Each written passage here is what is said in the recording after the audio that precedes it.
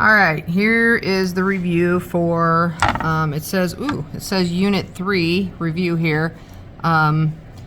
It's really just the linear equation unit, if you will. We're graphing linear equations, we're writing linear equations from graphs, we're doing, finding the equations, given points and things like that. So there's a bunch of different things on here, but they all have, the thing they have in common is linear equations.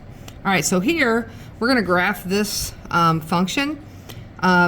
It's already in y equals mx plus b form, so we don't have to do anything other than put it on the graph. So when you go to graph these, you get it with y by itself over here, equals, and then the x, and then the number without a variable.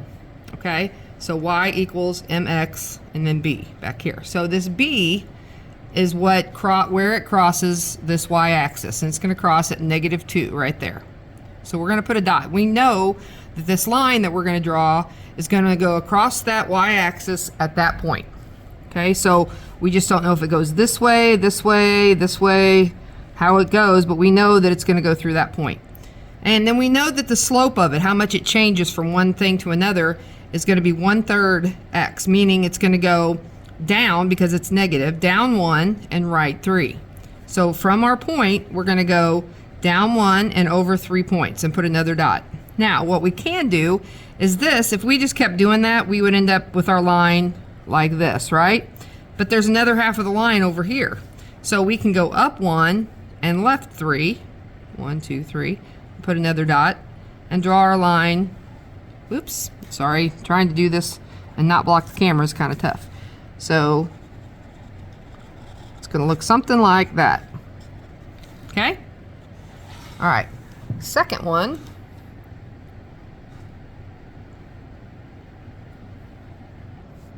There, I turned it, and maybe that's going to be a little bit easier for you guys to see now. So let's see if we can zoom in a smidge. There we go. Maybe. There we go. Number two. We have this one does not have y by itself, so we need to do that. But as I look at this, I see that this number, and this number are all multiples of 3. So I'm going to go through and just divide all of this by 3. And when I do that, I get 3x minus y equals, nope, back up, 2x.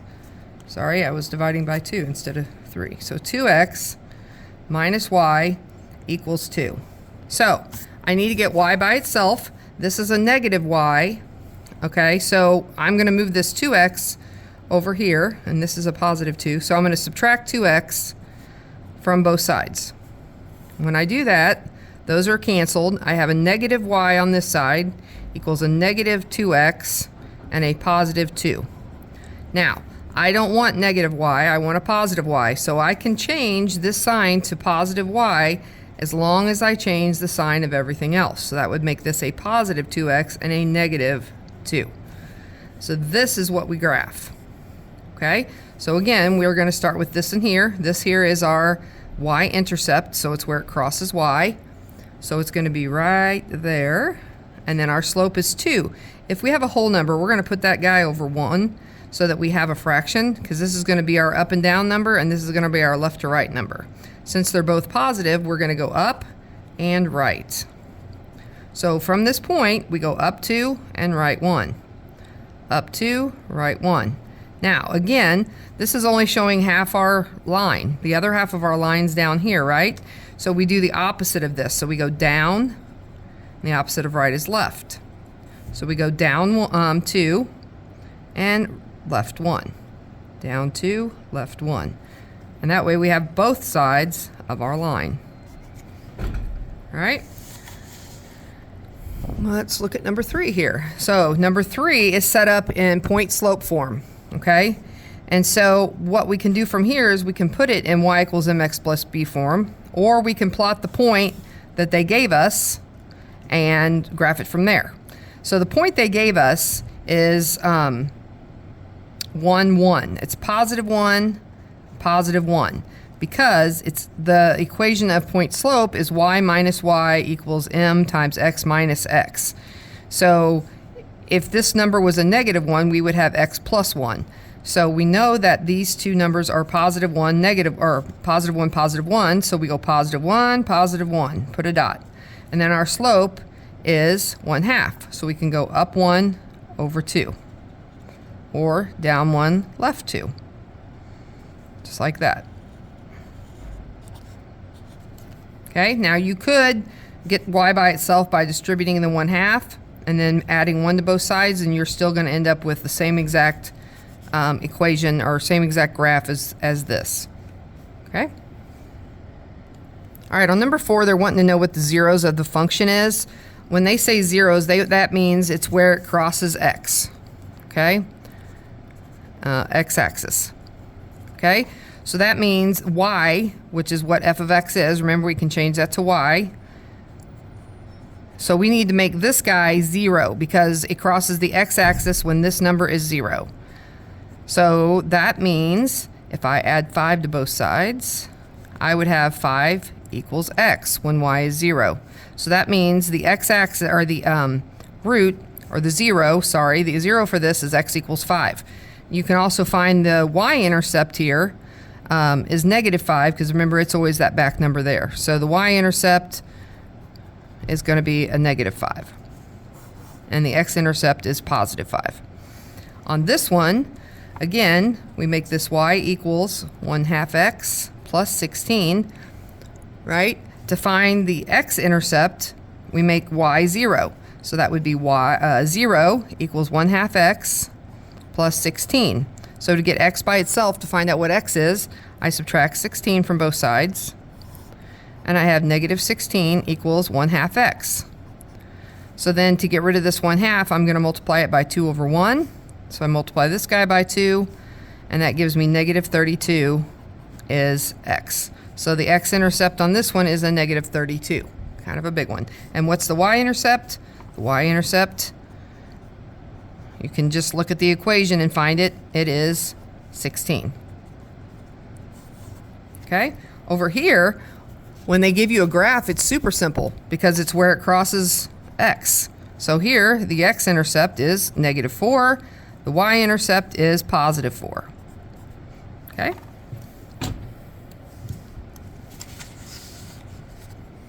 Find the slope. Remember slope, we just take y minus y, so 5 minus 4, and we divide it by x minus x, which is 3 minus 1. 5 minus 4 is 1, 3 minus 1 is 2, so your slope is 1/2. Here, we've got 1 minus a -2 over 1 minus a -5. When you have a negative and a negative, those both become positive, so you really have 1 plus 2 over 1 plus 5, which is 3 over 6, or 1/2 again.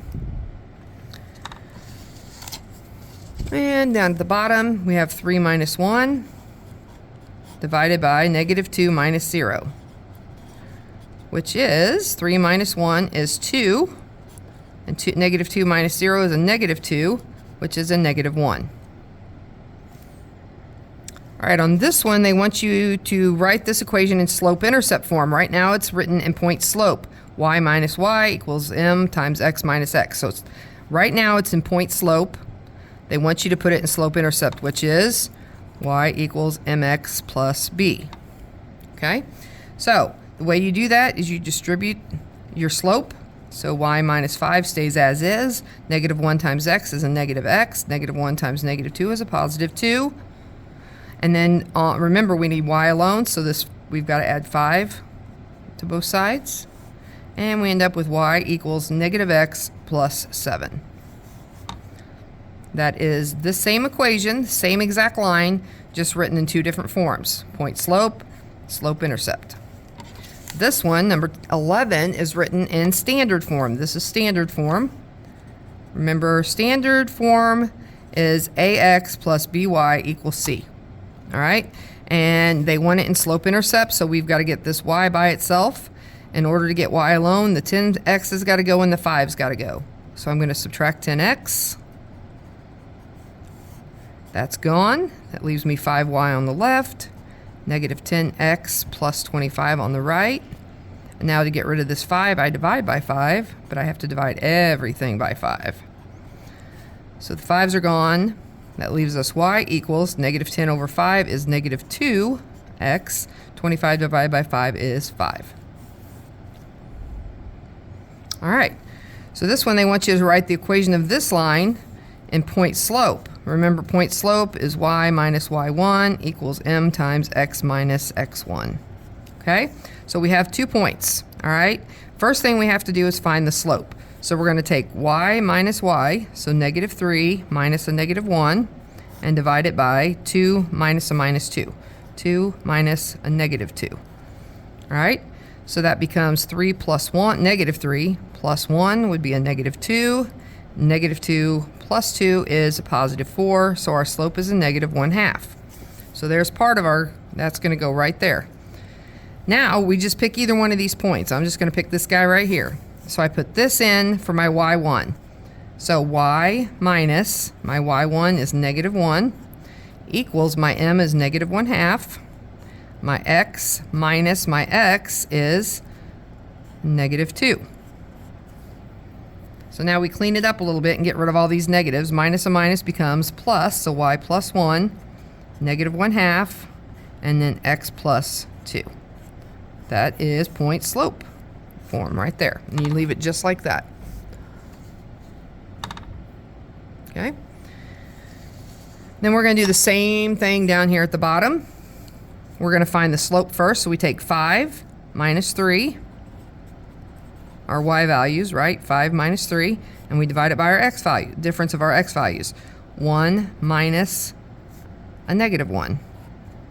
Okay? And that should be a negative 3. 5 minus a negative 3. Okay? So that makes this 8, right? Because that becomes plus a plus, and this becomes plus a plus, which is 2. So our slope is 4. Now I'm just going to use this number right here, positive 1, positive 5. So y minus 5 equals 4. That's my slope, right? X minus my x value is 1. So I could have used this equation right here, or this point right here too, and got y plus 3 equals 4 times x plus 1. These are both the same exact answer. These both give you the same exact graph of this line, okay? But it's because I used the top point for this one and the bottom point for this one. All right, this one they want you to write it in slope-intercept, which is the one we use the most, the y equals mx plus b one that everybody knows, right? But we do basically the same kind of thing. We have to find, to write this equation, we have to know m and we have to know b, okay? In this case, we know b. It tells me negative 1 or 0, negative 1 right there. So my b is negative 1. That's where it crosses x.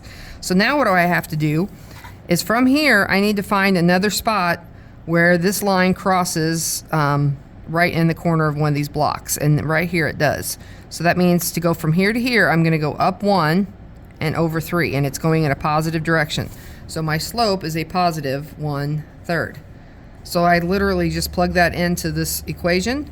So y equals my m is my slope. It's 1/3, right? And put my x behind it. And then my b is negative 1. So y equals 1/3 x minus 1. All right, so on 15, they want to know if these two points, when we make a line between them, if it's parallel, perpendicular, or intersecting to this line. So we need to do that, we need to find their slopes. So 7 minus 5, right, divided by 0 minus 1. So that is 7 minus 5 is 2 over negative 1. So negative 2 is the slope of this line. Okay, down here we have 0 minus 2 over 4 minus 3. That gives us a negative 2 over 1, which is also a negative 2. Since they are exactly the same slope, these two lines are parallel. Okay, remember, for parallel, they have to be exactly the same. For perpendicular, they have to be opposite reciprocals. So if one of them is 4/5, the other line would have to be a negative 5/4. If one of them is 3, the other one would have to be a negative 1/3. Okay? So that's how these are perpendicular. All right? So let's look at number 16 and see what we get. So we take this minus this, y minus y, 8 minus 4, right? Over 0 minus 1. That gives me 8 minus 4 is 4. 1 or 0 minus 1 is a negative 1. So that slope is negative 4. This slope, we take 2 minus 1 divided by 2 minus a negative 1, right? So that becomes 2 minus 1 is 1 over 2 minus a minus 1 becomes 3. So that slope is 1/3. So they're not the same, obviously, so they can't be parallel. And they're not opposite reciprocals, because if it was opposite reciprocal, this would have to be 1/4, a positive 1/4, and it's not. So this would be neither or intersecting. They just intersect at some point. Okay? Number 17, they want you to write the equation for a line that's perpendicular to this line, and then they want you to write one that's parallel to that line in slope-intercept form. So personally, what I would do is go ahead and move this guy to slope-intercept form also. So I'm going to distribute my 2. So y minus 2 equals 2x plus 14.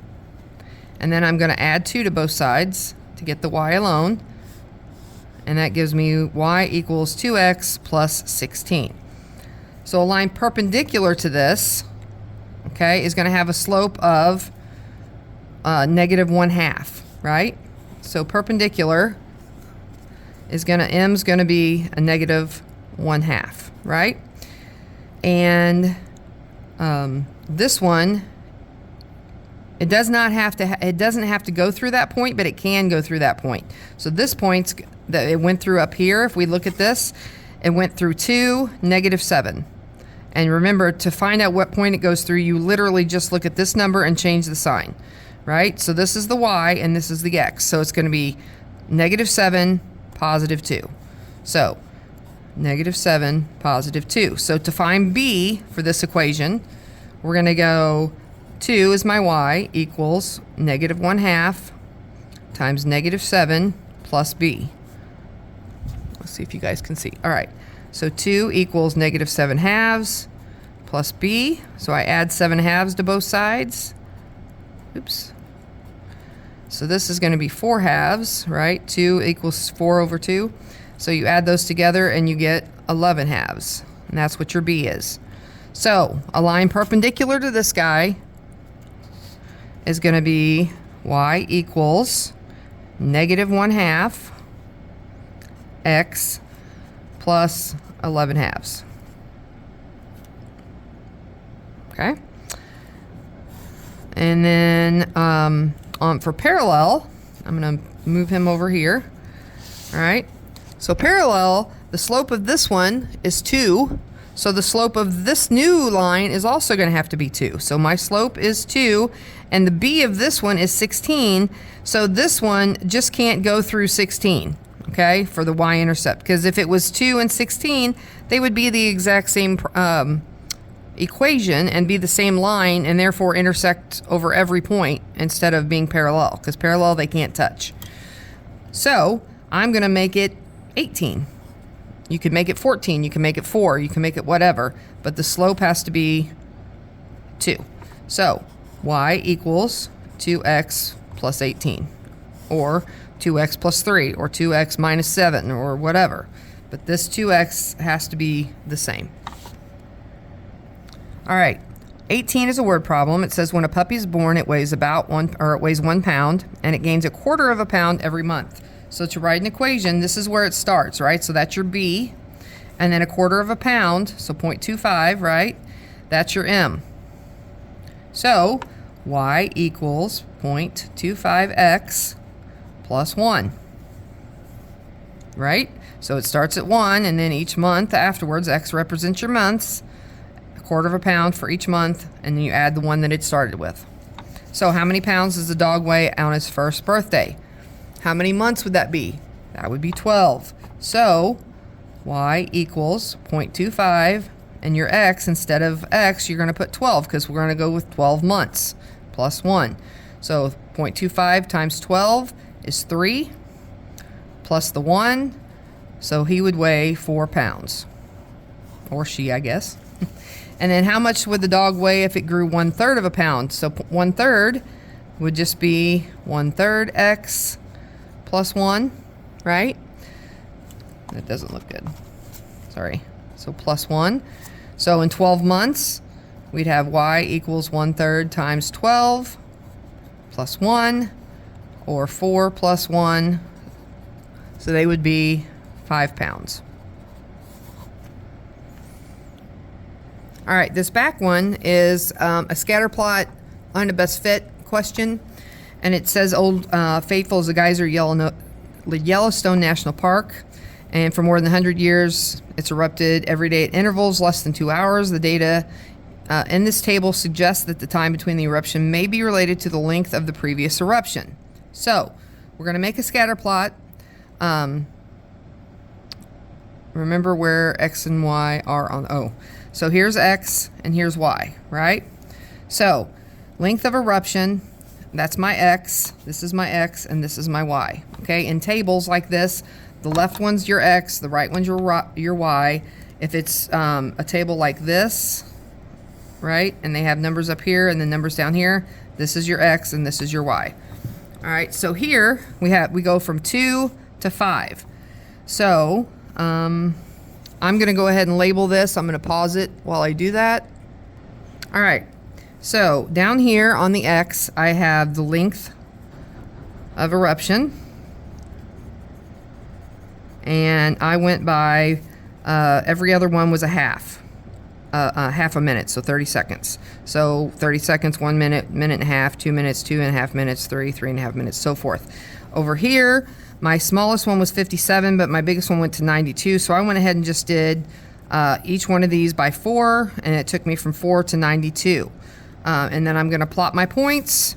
So at 2, we had 57. So 2 is 57, which is just above 56 right there. I'm going to do this in red so we can see it. So right there. And then 2.5 was 62. Halfway through there. 60, between 60 and 64 right there. And then 68 for 3 minutes would have been right on the corner there. And then 75, or 72, 76, so right below 76. And then 83 would be right below 84. And 89, there's 88, so it'd be just above 88. And then 92 would be right on the line there. Okay, so from here, we have to make our line of best fit. Okay, we have to go in that general same direction and try to get as many above as we have below. Let's see, ruler helps.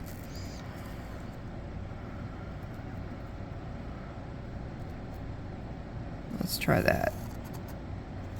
Oh, there we go. Let's try that. All right, so we have 2 there, 2 below. This one's right on. That one's pretty close to being right on. So we graphed our points. We drew our line of best fit. Now my line of best fits might be a smidge different than your line of best fit. And then it says write the equation of a line. So remember to check to make sure your answer makes sense. That's true, but you want to pick points where they cross at a corner on your line. So it may not be one of these red dots. So for instance, see how this line goes right through that corner right there? And then it goes right through that corner right there? I'm going to pick those 2 points, okay? And so those are the 2 that I'm going to work with to find the equation of this line. So that's the x value is, oh, I picked a bad one. We're going to go with it. 2.25. All right, so the x is 2.25, and my y value there is 60. Okay? You see that? And then the other point that I picked was, oh, look, that worked out well. 3.25. and that goes through point 72.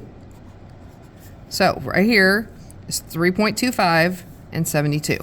Okay, and it went right through that line, my line. Again, notice that I did not pick data points, the red points. I picked points that are on the line that I drew was line of best fit, because you're trying to find the equation of that line. So if you pick a point that's not on the line, how can you get the equation of that line, right? You got to pick points that are on your line. Okay, so in doing that, we're going to go back to what we did earlier, and we're just going to find the slope of this guy. So 72 minus 60 over 3.25 minus 2.25. So that's going to be 12 over 1. So my slope is 12, it looks like. Okay? So that's my M. And then I take either one of these points or any other point on the line, right? And we find what B is. So if my slope is 12, I'm just going to use this point right here. It was, oops, let's go right here. 60 is my Y, equals M is 12, and my X is 2.25, plus B. We don't know. We're trying to find that, right? So my slope is 12, my B, we don't know. We're trying to find it, okay? So 12 times 2.25 is going to be, I believe, 27. Yes, 27. So 60 equals 27 plus B, and we subtract 27 from both sides. And that gives us 33. So our B is 33. So the equation of this line, of my line of best fit, which it could be a little different than yours, 12x plus 33, which if you look at where my line crossed, it's just above the 32 mark, so it's right at 33, so that makes sense. Okay?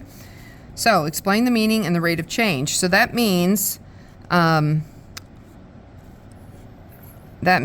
that for whatever the eruption time is, right, you multiply that times 12 and add 33, and that will give you the length of the next eruption. Okay? So the rate of change is, so my M means that it's going to be 12 times the last eruption, or the length of the last eruption.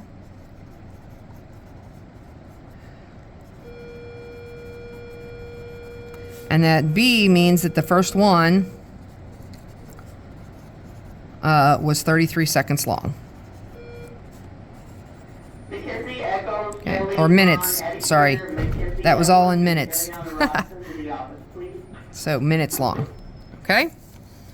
All right, so again, this is my line of best fit. If you made yours a little flatter and went more this way, you know, your slope might be 11, or it might be, you know, 11.75 or something, or it could be steeper and it could be 12.25 or whatever. Mine just happens, that's what mine is. So,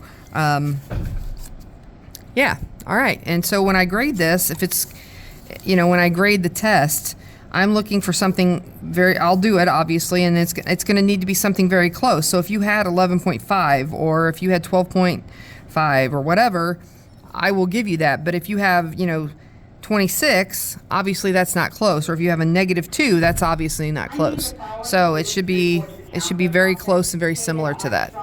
All right, I will see you guys tomorrow.